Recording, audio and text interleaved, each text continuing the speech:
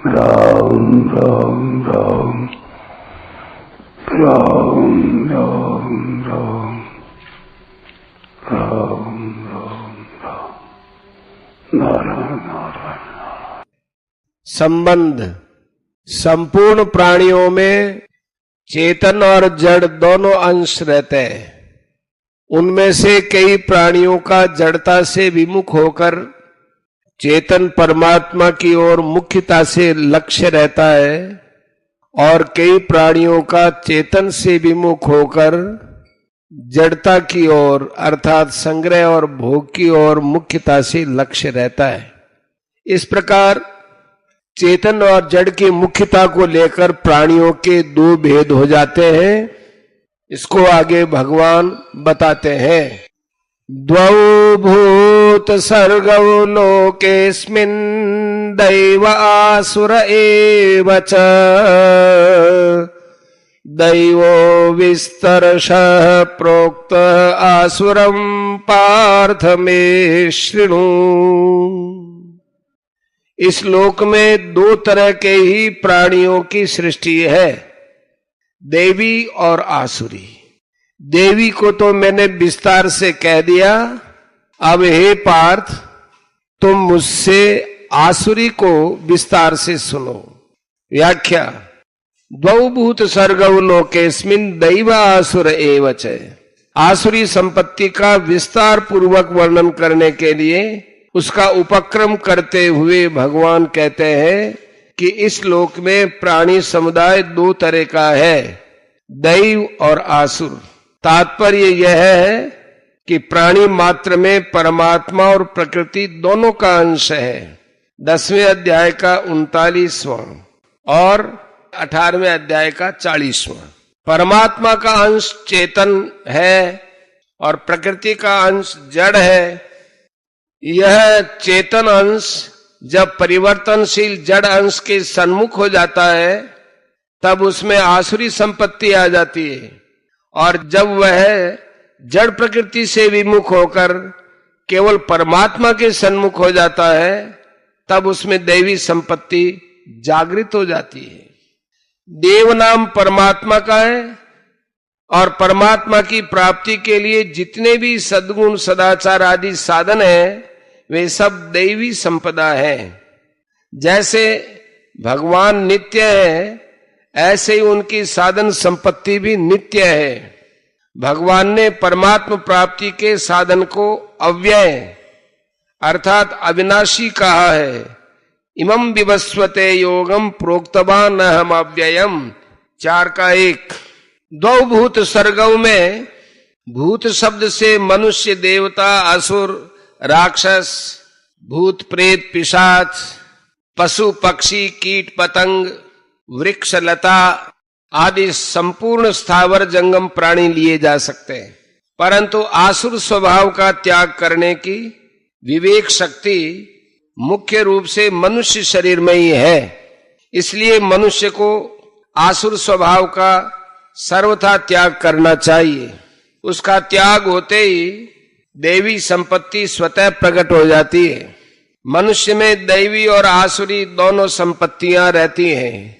सुमति कुमति सबके उर रही, नाथ पुराण निगम अस कही। क्रूर से क्रूर कसाई में भी दया रहती है, चोर से चोर में भी साहूकारी रहती है। इसी तरह दैवी संपत्ति से रहित कोई हो ही नहीं सकता, क्योंकि जीव मात्र परमात्मा का अंश है। उसमें दैवी संपत्ति स्वतः स्वाभाविक है और आसुरी संपत्ति अपनी बनाई हुई है। सच्चे हृदय से परमात्मा की तरफ चलने वाले साधकों को आसुरी संपत्ति निरंतर खटकती है, बुरी लगती है और उसको दूर करने का भी प्रयत्न भी करते हैं। परंतु जो लोग भजन स्मरण के साथ आसुरी संपत्ति का भी पोषण करते रहते हैं, अर्थात कुछ भजन स्मरण नित्य कर्म आदि भी कर लेते हैं और सांसारिक भोग तथा संग्रह में भी सुख लेते हैं और उसे भी आवश्यक मानते हैं, वे वास्तव में साधक नहीं कहे जा सकते। कारण कि कुछ दैव स्वभाव और कुछ आसुर स्वभाव तो नीच से नीच प्राणी में भी स्वाभाविक रूप से रहता है। एक विशेष ध्यान देने की बात है कि अहंता के अनुरूप प्रवृत्ति होती है और प्रवृत्ति के अनुरूप अहंता दृढ़ होती है। जिसकी अहंता में मैं सत्यवादी हूं ऐसा भाव होगा वो सत्य बोलेगा और सत्य बोलने से उसकी सत्य प्रतिष्ठा दृढ़ हो जाएगी, फिर वह कभी असत्य नहीं बोल सकेगा। परंतु जिसकी अहंता में मैं संसारी हूं और संसार के भोग भोगना और संग्रह करना मेरा काम है, ऐसे भाव होंगे, उसको झूठ कपट करते देरी नहीं लगेगी। झूठ कपट करने से उसकी अहंता में ये भाव दृढ़ हो जाते हैं कि बिना झूठ कपट किए किसी का काम चल ही नहीं सकता, जिसमें भी आजकल के जमाने में तो ऐसा करना ही पड़ता है, इसमें कोई बच नहीं सकता।